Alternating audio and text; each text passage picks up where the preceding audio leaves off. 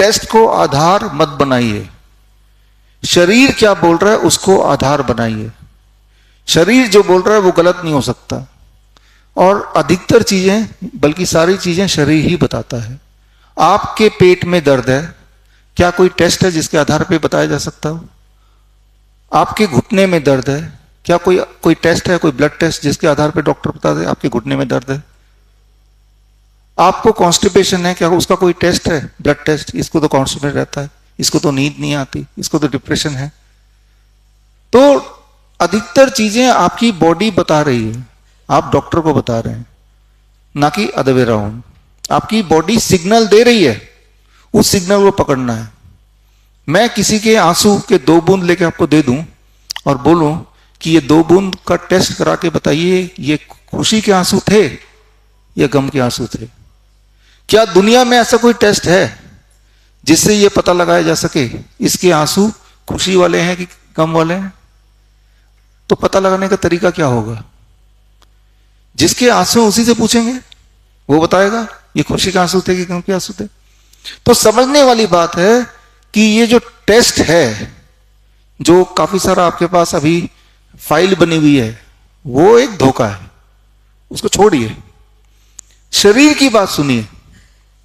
अगर आप बोल रहे हैं कि वहां से यहां तक चलने में मुझे खांसी आती है, तो ये करेक्ट है, इसी को ठीक करना है। अगर आप बोल रहे हैं मेरी सांसें अटकती हैं, मेरा पेट फूला रहता है, डाइजेशन नहीं है, चक्कर आते रहते हैं, बेहोश हो जाते हैं, ये सत्य है, हमें इसी को ठीक करना है। तो शारीरिक पेशेंट को हम ठीक कर सकते हैं, कागजी पेशेंट को हम ठीक नहीं कर सकते हैं, क्योंकि कागज एक घोटाला है। कागज में वो लिखा है जो आप नहीं हैं, शरीर वो बोल रहा है जो आप हैं। तो कागज को हम मानेंगे 1%, शरीर को मानेंगे 100%। सबसे पहले जो सबसे जरूरी बातें हैं, उनमें सबसे पहले बीमारी क्या है।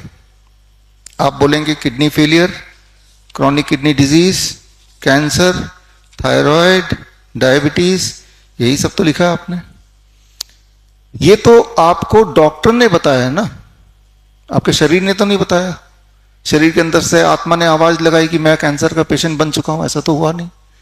आप डॉक्टर के पास गए अपने तकलीफ को लेके, डॉक्टर ने बोला कि ये तकलीफ को हम कैंसर बोलेंगे आज से, तब से आप अपनी बीमारी को कैंसर मानने लगे, यही ना? ये मानते हुए कि जो डॉक्टर बोल रहा है वो सत्य ही होगा।